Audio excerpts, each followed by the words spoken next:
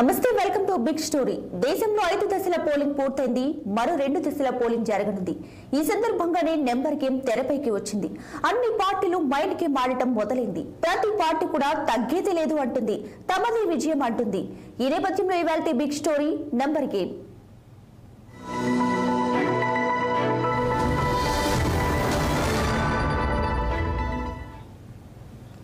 ఎన్నికల్లో mind game కూడా కీలకమే. అందుకే ఇప్పుడు రాజకీయ పార్టీలన్నీ నెంబర్ గేమ్ ను మరింతగా తెరపైకి తీసుకువచ్చాయి. దేశంలో ఇప్పటి వరకు 5 దశల పోలింగ్ జరిగింది. మరో 2 దశల పోలింగ్ జరగనుంది. జూన్ 4వ తేదీన ఫలితాలు వెల్లడి కానున్నాయి. అయితే ఈలోగానే రాజకీయ పార్టీల నెంబర్ గేమ్ తుది దశకు చేరుకుంటుంది. ఈ లోక్సభ ఎన్నికల్లో తాము చారిత్రక విజయం సాధిస్తామని ప్రధానమంత్రి నరేంద్ర మోడీ అంటున్నారు. దక్షిణాది రాష్ట్రాల్లో పార్టీ సాధించబోయే విజయాల గురించి ఆయన ప్రత్యేకంగా ప్రస్తావించారు.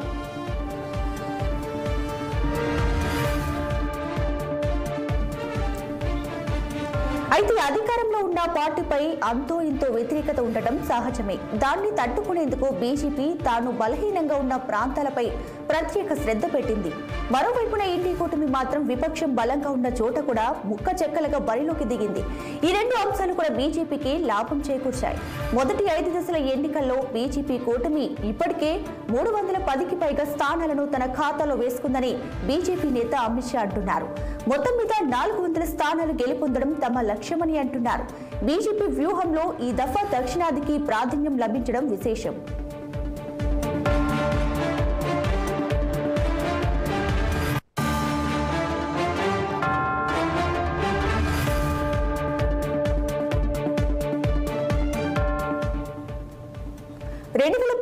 ఎన్నికల్లో ఏపీ, తమిళనాడు, కేరళలో బీజేపీ ఒక్క స్థానం కూడా పొందలేకపోయింది. 17 స్థానాలున్న తెలంగాణలో 4 స్థానాల్లో మాత్రమే గెలిచింది. ఇక కర్ణాటకలో మాత్రం 28 సీట్లకు గాను 25 సీట్లలో విజయాన్ని సాధించింది. అయితే ఈ దఫా ఎన్నికల్లో 400కు పైగా స్థానాల్లో తమ కూటమి గెలవాలన్నది బీజేపీ లక్ష్యంగా ఉంది. అందుకే దక్షిణాదికి పెద్దపీట వేసింది. ఆ మేరకు తన వ్యూహంలో చాలా వరకు విజయం సాధించింది. ప్రధాని మోడీ దక్షిణాది రాష్ట్రాలపై ప్రత్యేక దృష్టి పెట్టారు. ఒక్క తమిళనాడుని 12 సార్లకు పైగా సందర్శించారు. కూటమి నుంచి అన్నాడీఎంకే వైదొలిగిన తర్వాత అక్కడ బీజేపీకి ప్రధాన మిత్రపక్షం కూడా లేకుండా పోయింది. అయినా కూడా తమిళనాడు నుంచి చక్కటి ఫలితాలు వస్తాయని బీజేపీ ఆశిస్తుంది.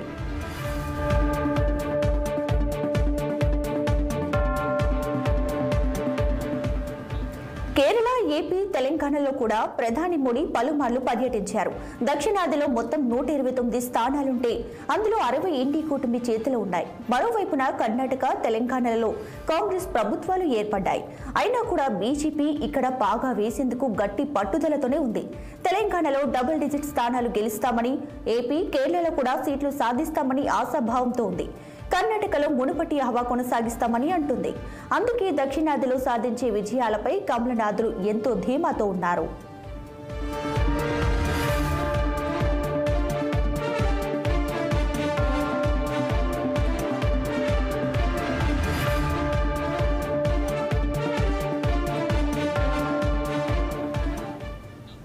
అయోధ్యలో రామాలయ ప్రాణ ప్రతిష్ఠ కార్యక్రమానికి హాజరు కాకపోవడంతోనే ఇండి కూటమి నేతల పతనం ప్రారంభమైంది. ఎన్నికలను దృష్టిలో పెట్టుకుని ఫిబ్రవరి నాటికి ఇండి కూటమి పటిష్టం కావాల్సి ఉంటుంది. అది జరగలేదు. పలు ప్రాంతాల్లో ఇండి కూటమిలోని పార్టీలే ఒకదానితో ఒకటి పోటీ పడ్డాయి. ప్రధానమంత్రి అభ్యర్థిని ప్రకటించడంలోనూ ఇండి కూటమి విఫలమైంది. ఈలోగా బీజేపీ తన ప్రచార కార్యక్రమాన్ని ముమ్మరం చేసింది. ఇండి కూటమి పొత్తుల లెక్క తేల్చేలోగానే బీజేపీ తన మొదటి విడత ప్రచార కార్యక్రమాన్ని పూర్తి చేసింది. ఇవన్నీ కూడా ఇండి కూటమికి పెద్ద తప్పిదాలుగా మారాయి. రాజకీయ వ్యూహకర్త ప్రశాంత్ కిషోర్ కూడా వివిధ ఇంటర్వ్యూలలో ఇవే అంశాలను ప్రస్తావించారు.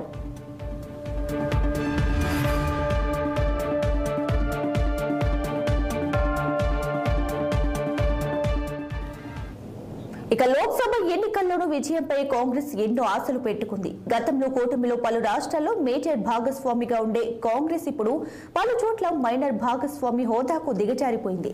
ఈ ఎన్నికల్లో కనుక కాంగ్రెస్ గణనీయ స్థానాలు సాధించలేకపోతే పార్టీకి ఇక కౌంట్ డౌన్ మొదలైనట్లే అని వారే ఉన్నారు.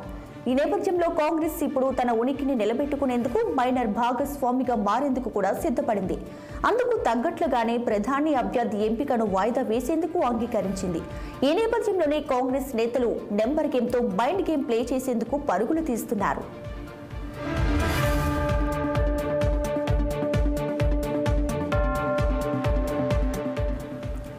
ఇండి కూటమిని ప్రజలు బాగా ఆదరిస్తున్నారని, తమ విజయం ఖాయమని కాంగ్రెస్ పార్టీ అధ్యక్షుడు మల్లికార్జున ఖర్గే అన్నారు.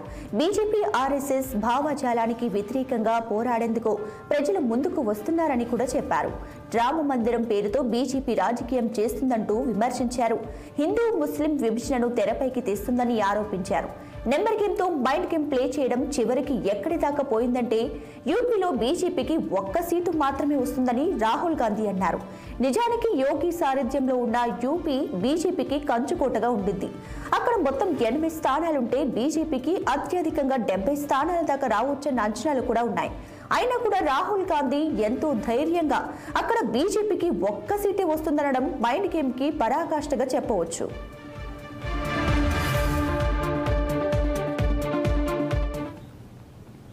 ఇక ఇండి కూటమిలో ఆమ్ ఆద్మీ పార్టీ కీలకంగా ఉంది. కేంద్రంలో ఇండి కూటమి ప్రభుత్వం ఏర్పడుతుందని ఆమ్ ఆద్మీ పార్టీ అధినేత ఢిల్లీ సీఎం అరవింద్ కేజ్రీవాల్ అన్నారు.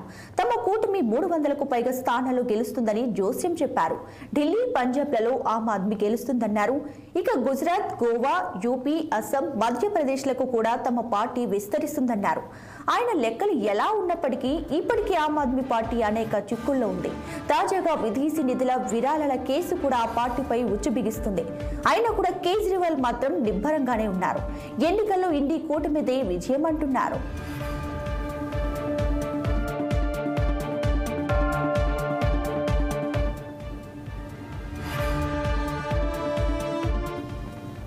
ఎన్నికల వ్యూహకర్తగా పేరొందిన ప్రశాంత్ కిషోర్ సైతం నెంబర్ గేమ్ బరిలోకి ప్రవేశించారు. వివిధ ఇంటర్వ్యూలలో ఆయన ఏ పార్టీ విజయం సాధిస్తుందో చెప్పసాగారు. ఈ దఫా లోక్సభ ఎన్నికల్లో బీజేపీ విజయం ఖాయమని ప్రకటించేశారు. 2 దఫాలుగా అధికారంలో ఉన్న బీజేపీ పట్ల ప్రజా వ్యతిరేకత గణనీయంగా ఏమీ లేదని, అదే సందర్భంలో ప్రత్యామ్నాయ ప్రభుత్వం కోసం బలమైన డిమాండ్ ఏదీ కనిపించడం లేదంటూ ఆయన చెప్పారు. ఈ దఫా కూడా కాషాయ పార్టీ గతంలో మాదిరిగానే 300కు పైగా సీట్లు గెలుచుకోగలదని జోస్యం చెప్పారు. ప్రధాని నరేంద్ర మోడీ బీజేపీకి మరో విజయం అందిస్తారంటూ కూడా చెప్పారు.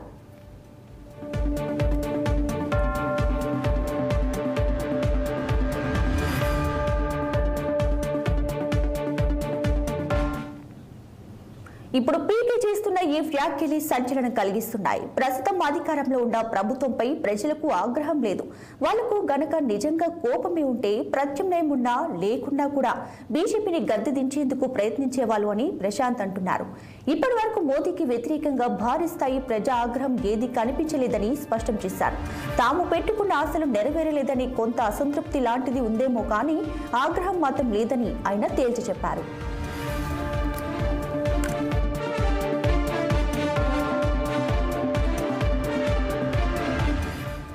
తాము సొంతంగా 370 సీట్లు, కూటమిగా 400కు పైగా స్థానాలు గెలుస్తామని బీజేపీ నాయకులు అనడంపై ప్రశాంత్ కిషోర్ స్పందించారు. బీజేపీకి 275 సీట్లు మాత్రమే వచ్చినా అది విజయమే అవుతుంది. అంతే తప్ప తాము చెప్పిన విధంగా 370కి పైగా సీట్లు రాలేదు కాబట్టి ప్రభుత్వాన్ని ఏర్పాటు చేయబోమని బీజేపీ అనదని పీకే అంటున్నారు. బీజేపీ మెజారిటీ మార్క్ 272 రావడం పక్కా అని జోస్యం చెప్పారు. ఇండి కూటమి విజయం ఖాయం. ఆమ్ ఆద్మీ పార్టీ అధినేత ఢిల్లీ సీఎం కేజ్రీవాల్ ప్రకటించిన కొన్ని గంటలకే పీకే తన జోస్యం చెప్పడం విశేషం.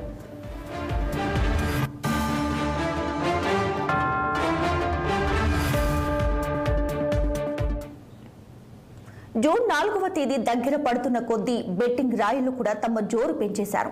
వారు కూడా నెంబర్ గేమ్ లోకి ఎంట్రీ ఇచ్చారు. రాజస్థాన్ కి చెందిన ఫలోది సట్టా మార్కెట్ బెట్టింగ్ కి బాగా ఫేమస్. ఎన్నికలు, క్రికెట్ వాతావరణం ఇలా టాపిక్ ఏదైనా సరే బెట్టింగ్ కాయడంలో ఈ మార్కెట్ బాగా ప్రసిద్ధి చెందింది. ఏ పార్టీకి ఎన్ని సీట్లు వస్తాయనే విషయంలో ఇప్పటికే బెట్టింగ్ ఊపందుకుంది. ఈ దఫా ఎన్నికల్లో బీజేపీ 300కు పైగా స్థానాలు గెలుస్తుందని సట్టా మార్కెట్ అంచనా వేస్తుంది. ఇక కాంగ్రెస్ 40 నుంచి 42 స్థానాల్లో మాత్రమే గెలిచే అవకాశం ఉందంటూ పంటర్స్ అంటున్నారు. 2019 ఎన్నికల్లో కాంగ్రెస్ 52 స్థానాల్లో విజయం సాధించింది. ఇక బెట్టింగ్ మార్కెట్ అంచనా నిజమైతే ఈ దఫా ఎన్నికల్లో కాంగ్రెస్ కి వచ్చే స్థానాలు 42కి మించకపోవచ్చు.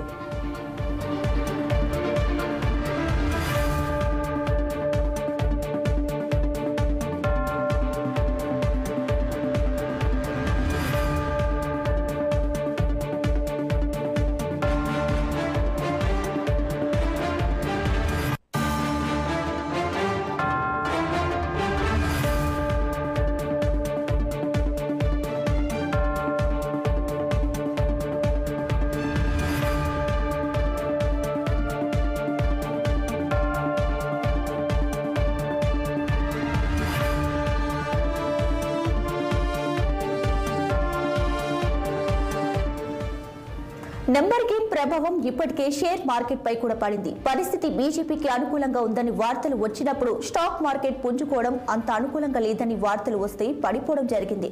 మరోవైపున షేర్ మార్కెట్ నిపుణులు మాత్రం ప్రస్తుతం మార్కెట్ కుదుట పడిందని అంటున్నారు. బీజేపీ కనుక 370 స్థానాలు రాకపోతే దాని ప్రభావం షేర్ మార్కెట్ పై ఉంటుందని పీకే కూడా అన్నారు. ప్రధానమంత్రి నరేంద్ర మోడీ సైతం షేర్ మార్కెట్ గురించి ప్రస్తావించడం విశేషం. జూన్ 4వ తేదీన మార్కెట్లో ర్యాలీ చోటు చేసుకుంటుందని మోదీ అంటున్నారు. అయితే ఎన్నికల రోజున మార్కెట్ కాస్తంత ఆటుపోట్లకు లోను కావడం సహజమే. కాకపోతే ఈ దఫా విజయం బీజేపీని వర్ధిస్తుందంటూ వ్యాపార వర్గాలు భావిస్తున్నాయి. మోదీ విజయం ఖాయమని అందరూ నమ్ముతున్నాయి. అందుకే షేర్ మార్కెట్స్ లో ర్యాలీ ఉంటుంది తప్పితే పతనం ఉండదని విశ్వసిస్తున్నారు. ఏమైతేనే నెంబర్ గేమ్ మరోసారి తెరపైకి వచ్చింది. అందరిపై మైండ్ గేమ్ ప్లే చేస్తుంది.